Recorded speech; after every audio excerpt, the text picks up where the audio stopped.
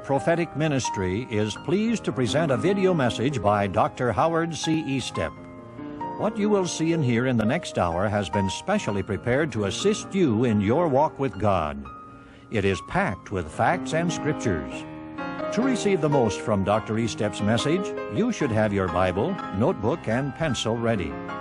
Prepare yourself now. I introduce to you Dr. Howard C. Estep, President of World Prophetic Ministry, bringing the first in a series of Bible study lectures from the Old Testament book of Daniel.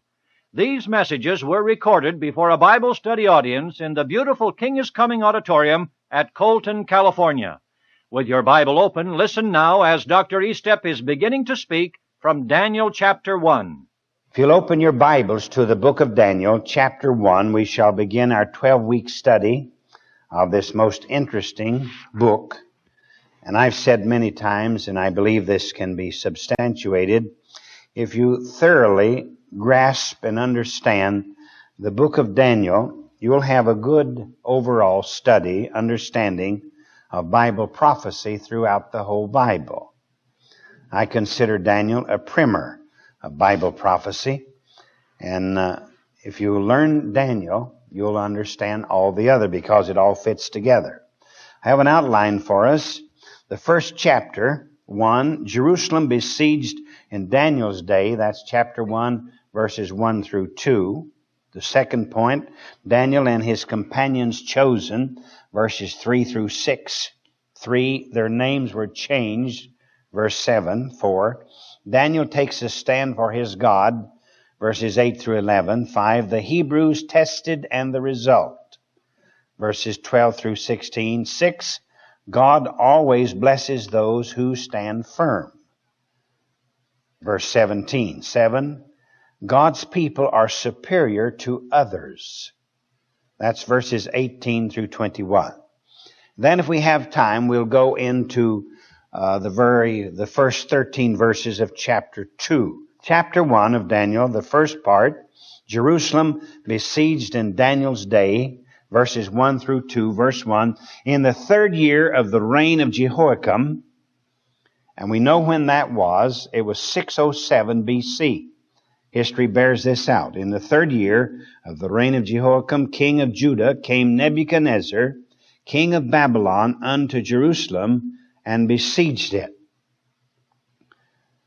Daniel lived in Jerusalem, and the Lord gave Jehoiakim, king of Judah, into his hand. God allowed the king of Judah to be taken captive and to be overrun by Nebuchadnezzar and part of the vessels of the house of God. Now the Babylonians were a pagan people. They had a temple called the Temple of Baal. And so they take these beautiful goblets that God had inspired various artificers to make.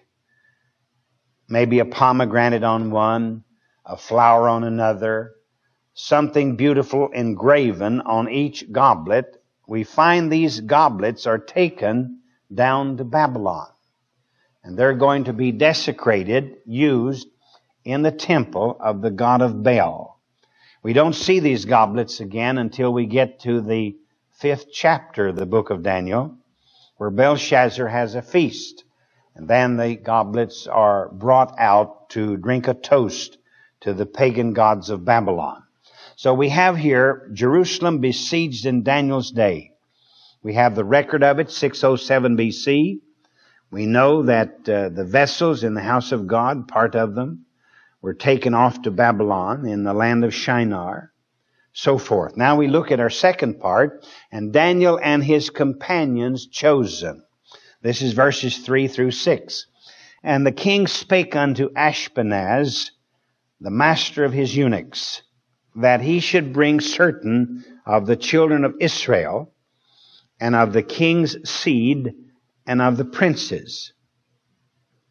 In other words, King Nebuchadnezzar is searching for unusual Jewish men of high intellect because he's going to use them in his school of protocol. These men are going to be instructed, taught for 3 years in a special school in Babylon to serve at the king's table. or to serve in an advisory capacity for the king. So we find this in verse 3. The king spake unto the master of his eunuchs that he should bring certain of the children of Israel and of the king's seed and of the princes, qualifications for these men. There's 8 qualifications. 1, they must be princes. They had to be of royal blood, royal order. 2, they must be youths. They must be young teenage men. 3, without blemish physically. They had to be physically in good shape. 4, handsome, good in appearance. 5, well educated, skillful in wisdom. 6, skillful in knowledge. 7, proficient in science. 8, refined and polished so as to be able to stand before kings. These are young ambassadors being chosen for the protocol of Babylon. And you have to bear in mind that Daniel is a young man. He's not an old man. He's not even middle-aged. He's in his teens. Daniel had been instructed from his youth in the way of Judaism. Evidently circumcised at the 8th day. And he had followed all of the customs and the rituals of the Judaism in his family. And so then quite suddenly he's uprooted. And he's taken 400 miles east to Babylon in the land of Shinar, into a pagan religion. They worship gods of the sun. Completely pagan worshipers. But he wasn't a pagan worshiper. He worshiped God Almighty. And so we find that he is being chosen. Because as we go a little bit further in verse 4, children in whom was no blemish, well favored, skillful in all wisdom, cunning in knowledge, and understanding science, and such as had ability in them to stand in the king's palace, and whom they might teach the learning and the tongue of the Chaldeans. History records 2 main periods of science: the Greek period from 600 BC to 200 AD, and the modern period from 1450 AD to our day. Science began in Egypt and Babylon with the birth of mathematics, metallurgy, and anatomy, astronomy. To the Babylonians we owe the exact measurements of the lunar and solar cycles, the tracing of the paths of the planets, the division of the circle into 360 degrees, and the designation of the constellations, notably those of the zodiac. You see, all of that originated in Babylon. So Daniel had to be an unusually smart, intelligent man, and those with him. We have the requirements put forth in verse 4. Verse 5, and we're looking at Daniel and his companions chosen. Verse 5, and the king appointed them a daily provision of the king's meat. Daniel's diet, his menu, is going to be altered. He evidently practiced the dietary laws under the Jewish religion set forth by Moses, but now he's in a strange country. His customs are different. Those of us who have been recently in the lands of the Bible on a tour note that the food is different over there. When you go from your country to another country, the food is different. The seasoning, the spicing, the manner in which it's served, all of it is different. Daniel ran across that because the king appointed them a daily provision of the king's meat according to Babylonian customs, and of the wine which he drank, so nourishing them 3 years, that at the end thereof they might stand before the king. This 3 years refers to the length of this school, where these young men are going to be trained in protocol. They're going to take a course in the science of government, because Babylon was not a nomadic tribe. It was a highly civilized country. When we read books relative to ancient Babylon, we are amazed at the manner in which they constructed, the things that they built, absolutely fascinating. And so you're not thinking or talking about a nomadic tribe. You're talking about somebody that's highly civilized, great mathematicians, tremendous science. And so we find here that they're going to spend 3 years. But notice up in the latter part of verse 4 it says, and whom they might teach the learning and the tongue of the Chaldeans.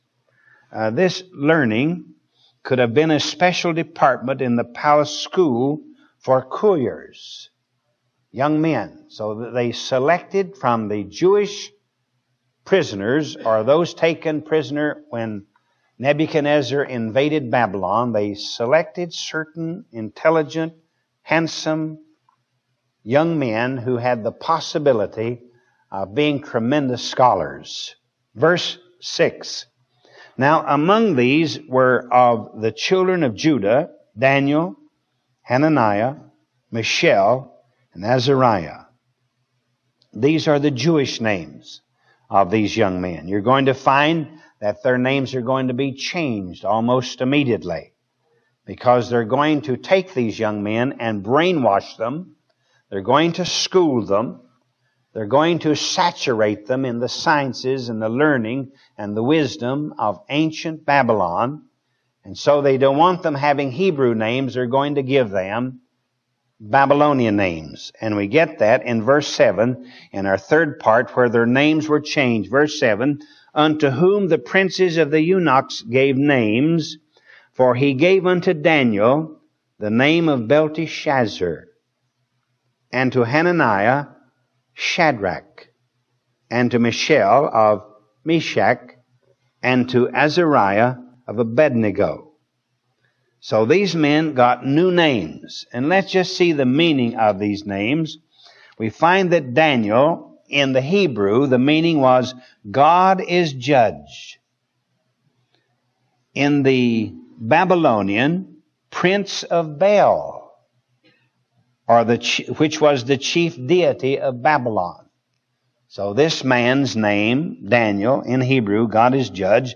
Now it's changed to Belteshazzar, and it means the chief deity of Babylon. Hananiah meant in the Hebrew, gift of the Lord, renamed Shadrach. In the Babylonian, command of Aku, A-K-U. The command of Aku, the moon god. The moon god. Mishael, meaning in Hebrew, who is what God is. Renamed Meshach, who is Aku. For Azariah, meaning who loveth Jehovah, helps. Who loveth Jehovah helps. Renamed Abednego. And in the Babylonian, servant of Nego, the god of science and literature. All of them are given pagan names. Now, these men are not Christians, let's face that. Sometimes we get mixed up in our phraseology in the terms of identifying people. The Hebrew people were not Christians. They were first called Christians at Antioch. And this refers only to New Testament believers, but these young men were godly men. They believed in Almighty God. Under the economy of Judaism, based upon the 10 laws God gave Moses on Sinai, which Moses stretched to 496 points of the Mosaic Law, and in that he covered the dietary laws, rules, regulations, everything that man needed to know about life. And then when Christ came on the scene, they had taken those 496 Mosaic laws, originating from the original 10, and stretched them into 5,000 traditions of men. But Daniel in Babylon is a godly young man. And these 3 young men with him are very godly. So now we're going to see what happens. Their names were changed to Babylonian names. The fourth part, Daniel takes a stand for his God. And this is so often difficult to do. in a foreign land, or under pressing circumstances, even at your local daily vocation, sometimes it's difficult to take a stand for God. So here we have Daniel. He's had his name changed. Now we're going to see him take his stand for God, beginning in verse 8. But Daniel purposed in his heart that he would not defile himself with a portion of the king's meat, because the king had decreed, in verse 5, certain diet for these young Hebrew men. We don't know for sure, but we're assuming, most logically, that the animals which are being served for meat in the Babylonian dining hall are animals which were sacrificed to pagan gods. They were not killed according to the plan of Judaism. Definitely they were not kosher. So he's going to be called upon to eat meats not killed the proper way that Moses instructed them. And so he purposes in his heart, in verse 8, he says that he would not defile himself with the portion of the king's meat, nor with the wine which he drank. Therefore he requested of the prince of the eunuchs that he might not defile himself. As I say, evidently there were certain things on the king's table that a Jew couldn't eat. Therefore he requested, in the middle of verse 8, of the prince of the eunuchs that he might not defile himself, because he's going to rub himself the wrong way religiously. It's rather interesting today. Our Supreme Court does uphold religious convictions to a certain degree. Different people have different ideas about which is the day of rest. Others have various ideas about paying into the IRS and into various segments of the government, the Amish people, different ones. And the Supreme Court has upheld their convictions. It's rather interesting that in this great nation of 226 million people, that there is a segment called the Supreme Court that will listen to what that minority has to say about matters. Now Daniel is going to stress his part, because it says in verse 9, now God had brought Daniel into favor and tender love with the prince of the eunuchs. In other words, God turned the eunuch's heart toward Daniel. God has this ability. God can speak to all kinds of people and turn their hearts. And so God spoke to the pagan captain of the eunuchs, and he turned his feeling toward Daniel. Very interesting. Verse 10, and the prince of the eunuchs said unto Daniel, I fear my lord the king, who hath appointed your meat and your drink.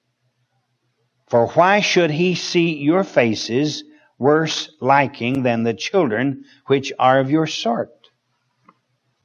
In other words, there were a lot of Hebrew taken prisoner. And so he's going to check these Hebrew young men, because they are requested to eat the Babylonian diet. It's like being called into the army or the Navy. You can't take your rations with you. You eat what the army eats, what the Navy eats. And if you have consequences, that's your problem. So Daniel rebelled. He's taking a stand. And he's taking a very sensitive stand, because the latter part of verse 10, then shall ye make me endanger my head to the king. This head of the eunuchs, who is responsible for their diet, for their meals, he's saying in so many words to Daniel, if you don't eat what the king has purposed, then you're going to cause me to go to the chopping block. You'll cause me to be executed. And God had turned the eunuch's heart toward Daniel. So there's a controversy raging there. And it's quite interesting to see how Daniel is victorious in this matter, because in verse 11, then said Daniel to Melzar, whom the prince of the eunuchs had set over Daniel, Hananiah, Mishael, and Azariah. Daniel is talking back to him. So Daniel is taking his stand. Now the Hebrews are going to be tested. They're going to be put to a strong test, and the results are fascinating. In verses 12 through 16, prove thy servants. Daniel is talking to Melzar. Prove thy servants. And when he says prove thy servants, this was a test of challenge to Daniel's faith in God. There must have been an element of the miraculous in the result, for 10 days is not long enough to be able to tell a difference because of the eating of certain foods. 10 days you can't tell. There isn't that much difference. But he says in verse 12, prove thy servants, I beseech thee, 10 days. Give me 10 days. Let us keep eating our Jewish diet. We don't want to eat the king's meat. We don't want to drink the king's wine. Give us 10 days and let them give us pulse.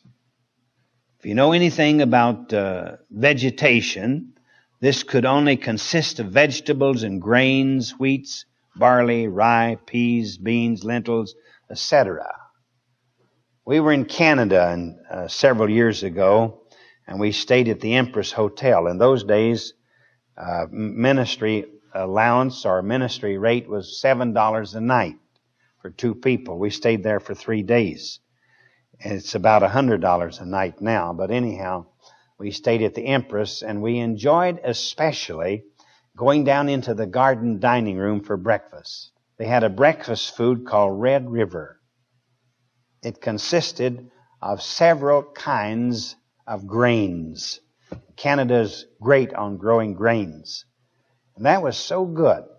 We ate that every morning, and we brought 3 or 4 boxes back with us.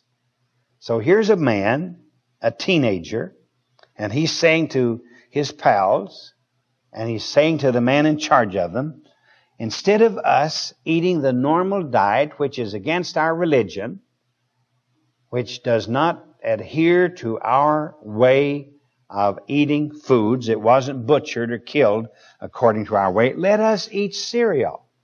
Now, not cornflakes. So he said, let us eat pulse. And what else? Give us water to drink. We don't want your whiskey. We don't want your wine. We don't want any of your liqueurs. Just give us pulse. We'll eat that for 10 days. We'll drink water. At verse 13, then let our countenances be looked upon before thee. After 10 days, call us in. We'll stand at attention. We'll pass inspection. And the countenance of the children that eat of the portion of the king's meat. Contrast us. Put us on one side. Put those that eat the king's meat, let them on the other side. And then you look at us. Make up your mind. And the countenance of the children that eat of the portion of the king's meat. And as thou seest, deal with thy servants. He's putting himself right out there to be examined and to be dealt with very sternly. Verse 14, so he consented, Melzar, to them in this matter and proved them 10 days. This word prove is that he permitted them to eat this for 10 days. Quite interesting. These boys, young teenagers in a foreign land, instead of eating what was put before them, they said, no, we don't want it. On religious grounds. Strictly religious grounds. And I think sometimes today we make a mistake in our testimony because we don't really take our stand religiously. We are somewhat afraid to let people know where we stand. And so people don't know whether we're Christians or not Christians because you can't look at a person and tell what they are.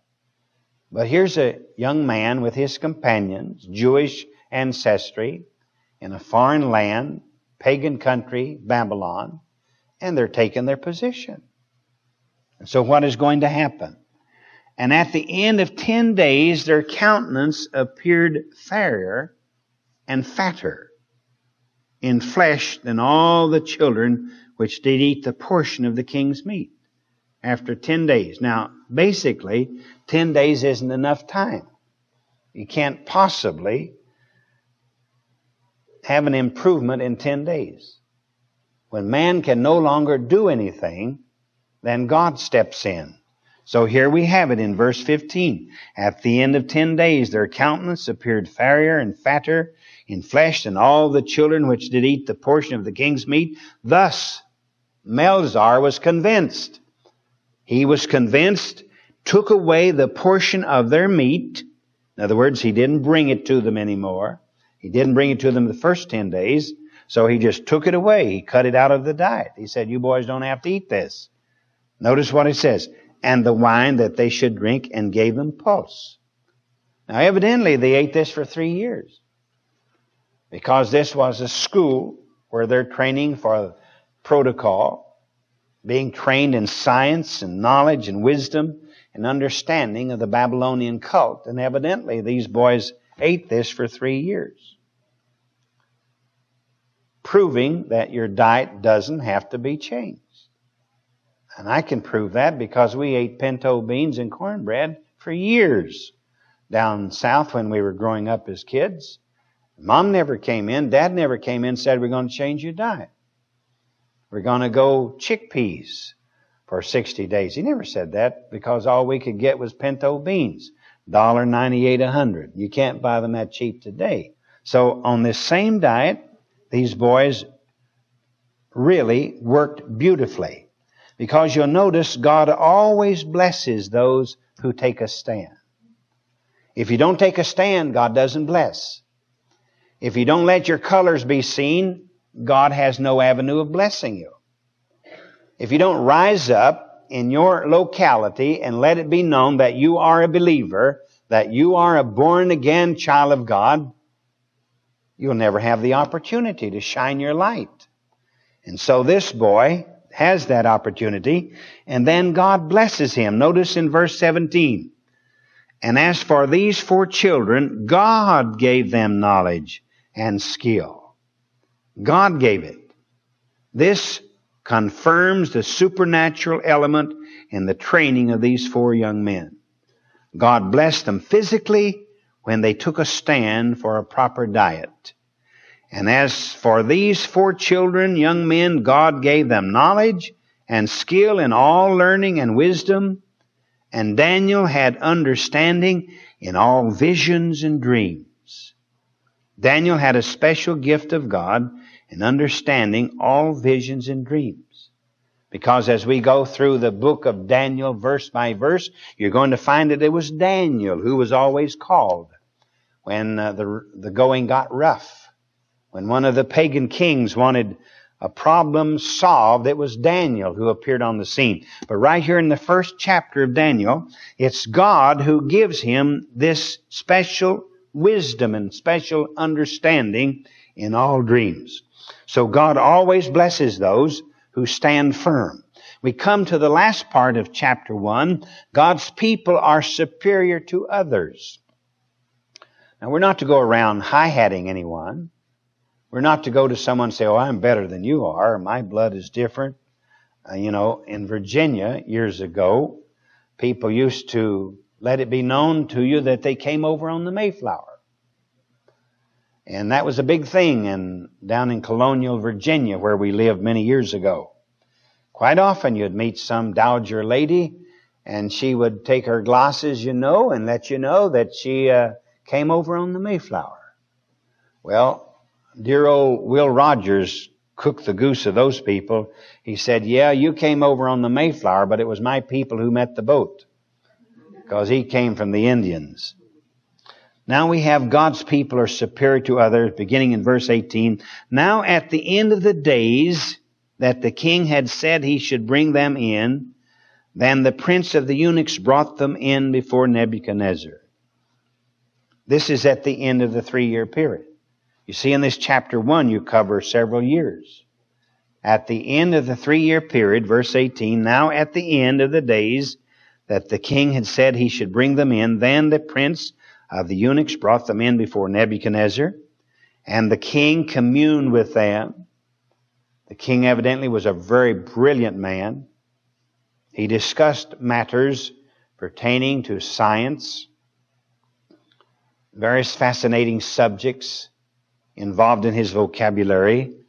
He communed with them, and among them all was found none like Daniel. Of all of these students who had had 3 years training in a special school, none of them was found like Daniel, Hananiah, Mishael, and Azariah. 4 Hebrew young men in a foreign land are outshining in wisdom and knowledge and understanding far ahead of all of the Babylonian young men. Therefore stood they before the king, and in all matters of wisdom and understanding, all matters that the king inquired of them, he found them 10 times better than all the magicians and astrologers that were in all his realm. 10 times better. This is an idiom meaning many times better, not actually 10 times, but many times better. These young men. Why? Because God blessed them. Why did God bless them? Because they took a stand. What was their stand? They refused to go along with the crowd. Daniel was raised in a strict Hebrew environment, and he was taught to go by the letter of the Word. And when he got uprooted temporarily into a foreign land, he stayed by the letter of the Word. Note what it says in verse 21.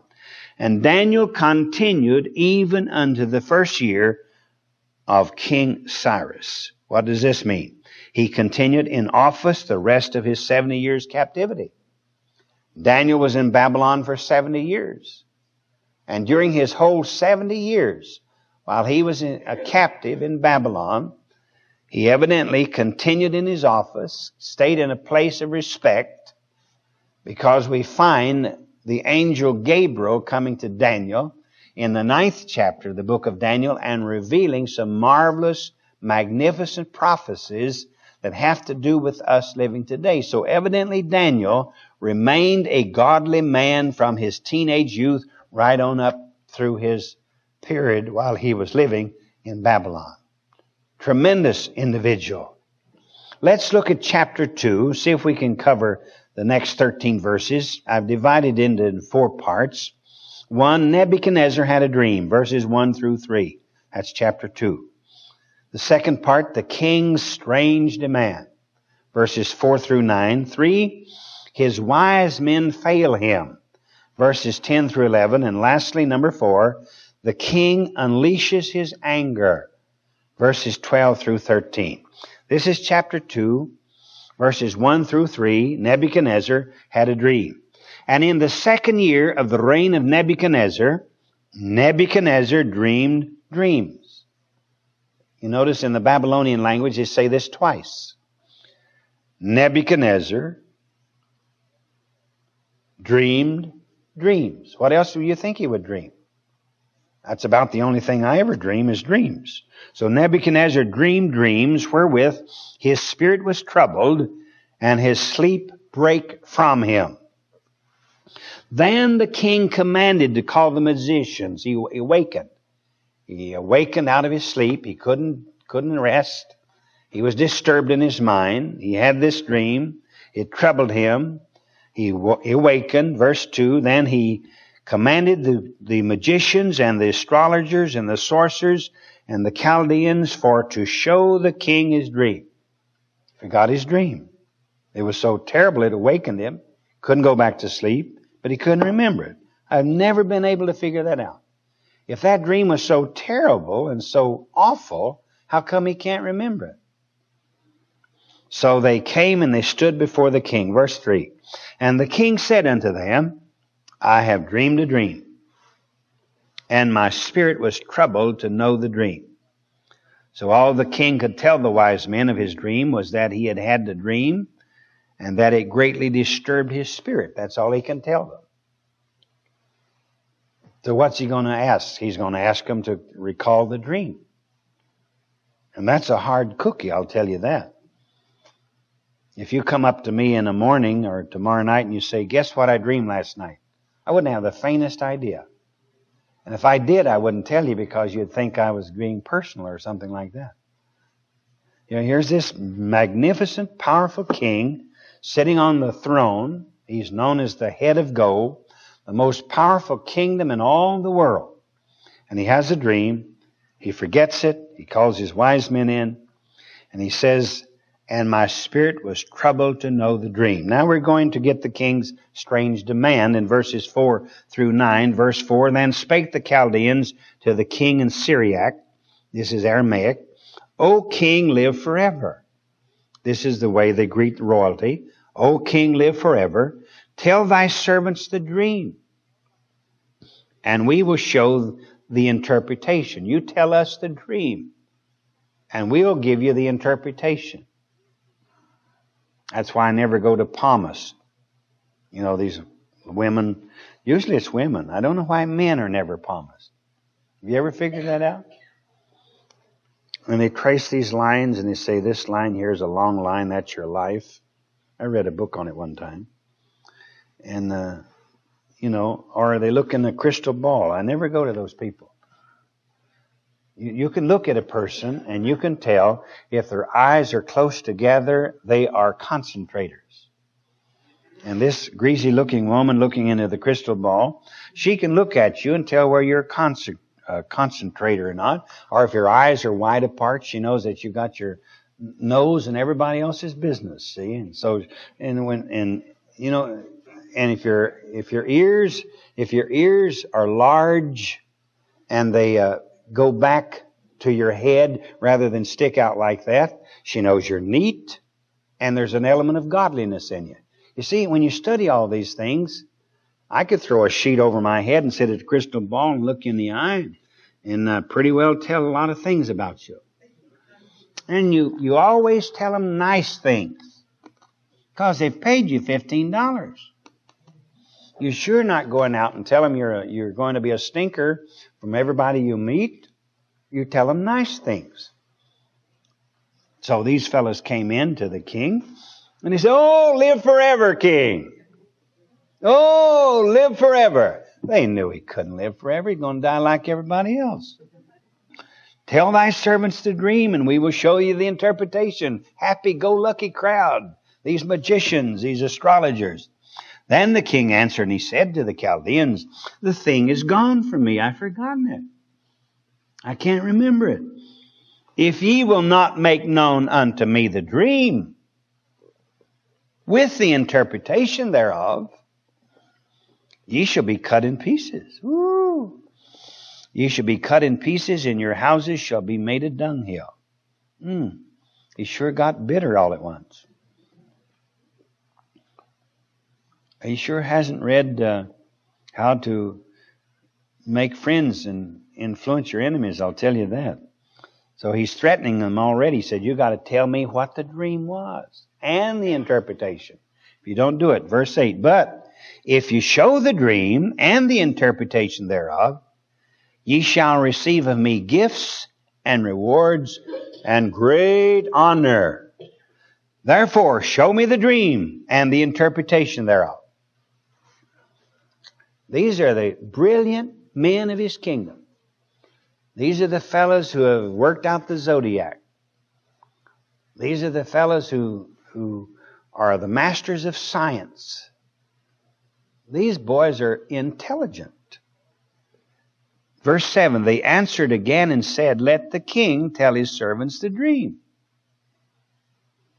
and we will show the interpretation of it.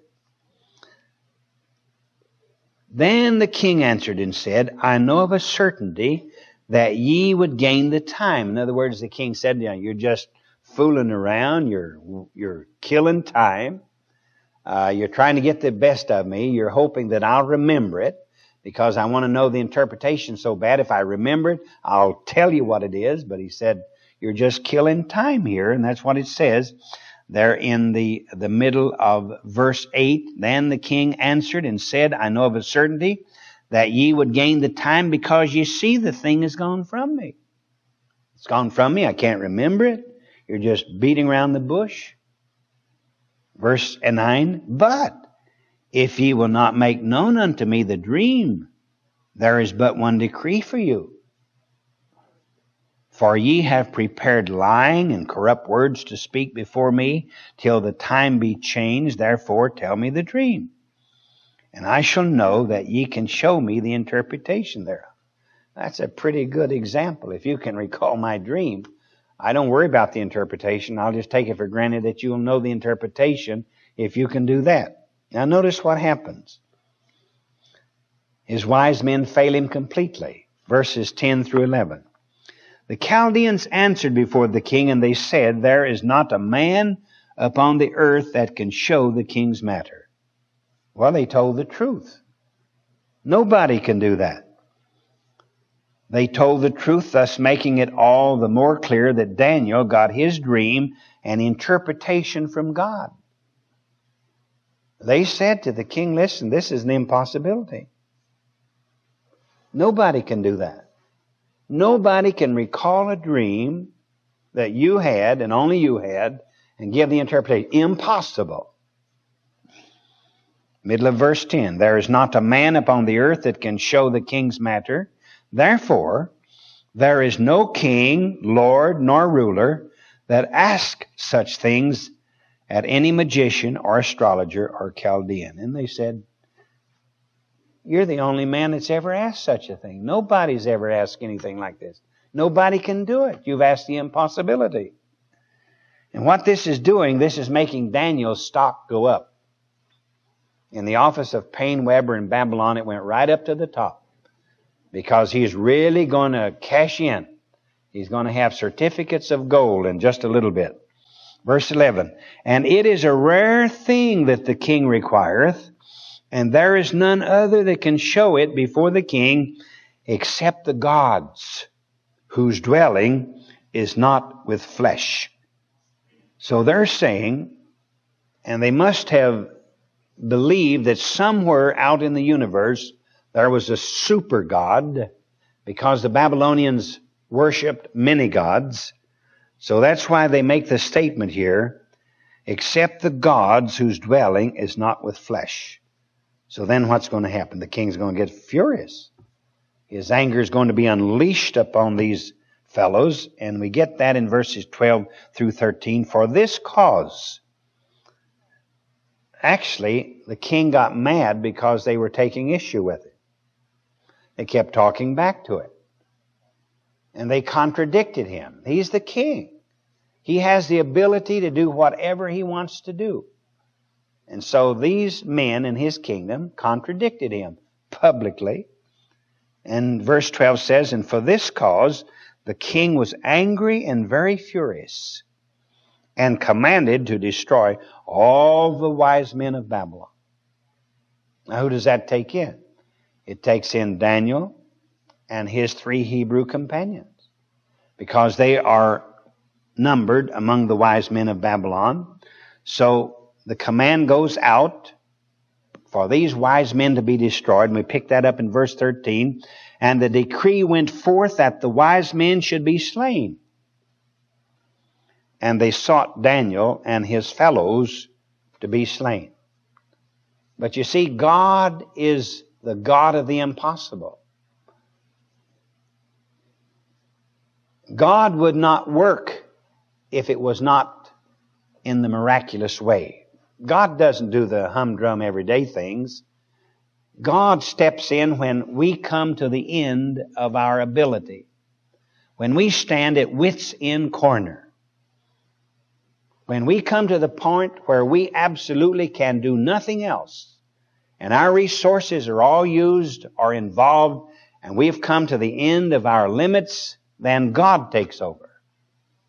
And so here in Babylon, some 2,500 years ago, the book of Daniel is just beginning to be written, enacted out on the stage of time, to be recorded in this book which we have called the Bible, the Old Testament. And so God allows this situation to prevail so God might be the victor under all of these circumstances. Because when we get into the 2nd chapter, you'll find that Daniel has a prayer meeting.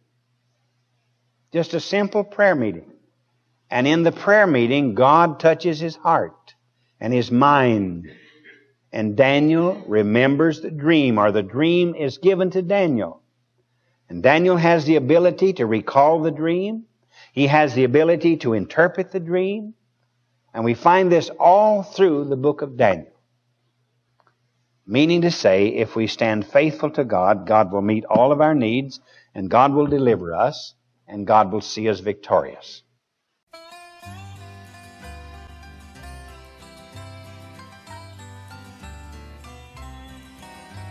Sing them over again to me, wonderful words of life.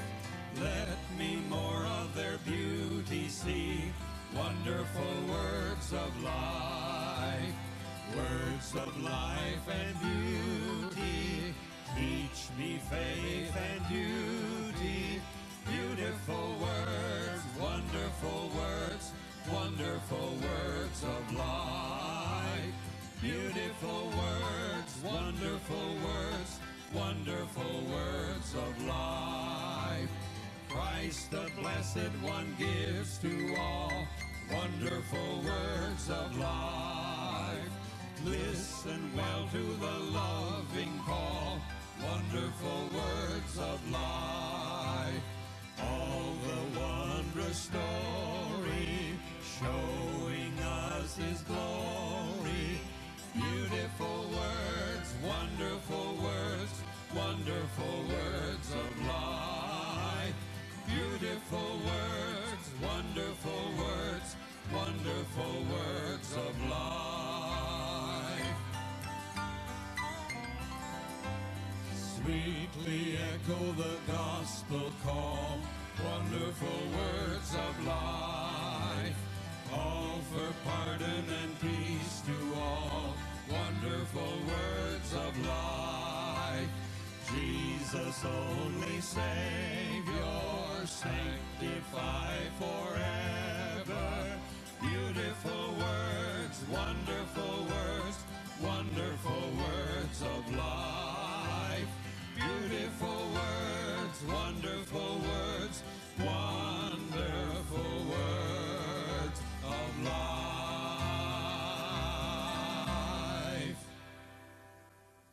You have heard Dr. Estep deliver the first Bible study lecture from Daniel, chapter 1 through chapter 2, verse 13.